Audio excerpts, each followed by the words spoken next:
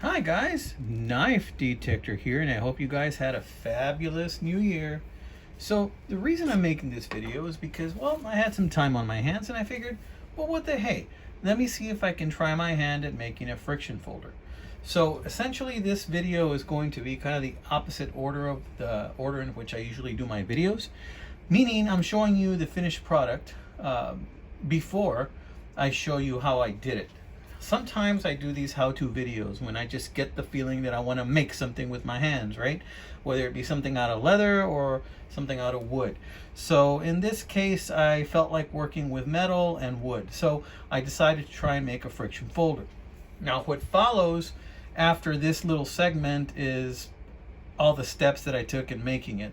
Right from where I bought the supplies from, to what supplies I bought, to what I did to make it, every step, right? But this is the end product. So basically what this is this piece of metal started off as just bar stock, flat bar stock, 1/8 inch thick. I believe it's 440 stainless. That's what it started out as.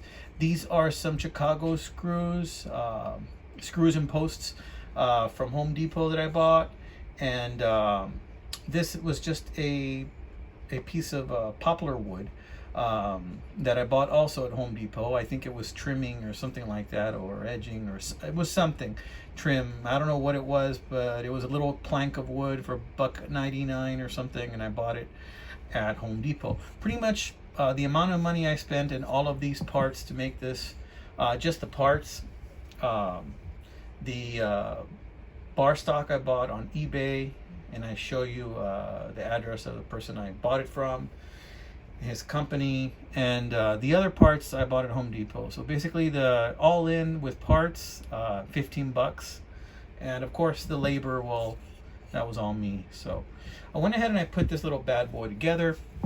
It's a friction folder. Now, friction folder is another name for friction folders are peasant knives. It's a very simple design knife that's been around for hundreds of years. Something that if a blacksmith needed a knife, or somebody needed a knife done, a blacksmith could probably make one of these very easily. And so they'd have something to cut with. You know, it does not have a lock. It does not lock in place. Basically, the lock is your hand. So as you're holding this thing and you're opening it, then by you holding your hand over it like this, that's what keeps it from closing, just the mere fact that you're holding it in place. So what follows is the rest of the video and what I did and how I made this bad boy. And you know, I'm kind of happy with it. I'm very happy with it. The only thing is it does need a little bit more finishing on the metal. You know, I could do a little bit more finishing on it if I want to. If I wanted to, I could even put a stain on it. But look at that poplar wood. Isn't that poplar wood just shiny enough as it is? Doesn't it look really nice as it is? I think it does. So I think I might just leave this as is, you know, kind of reminiscent of one of those Alpinal knives, you know, where it's you see the bare wood. I kind of like that on this one. Is it sharp? I don't have any paper to cut right now, but you can see in the video I did cut myself, I think, a couple of times with it while I was sanding, I believe, or sharpening the edge. It's sharp enough. I decided to go with a sheep's foot type of blade because I really like that style. It's very useful for all kinds of things. So in any case, if you want to see the rest of the video on how I did do this, stay tuned. It's a little bit lengthy, sorry about that. Also want to say thank you so much to all my new subscribers. Thank you so much. Your membership is much appreciated.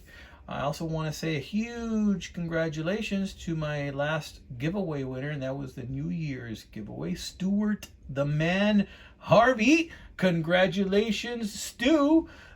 He's been having some good luck lately with these giveaways that have been happening.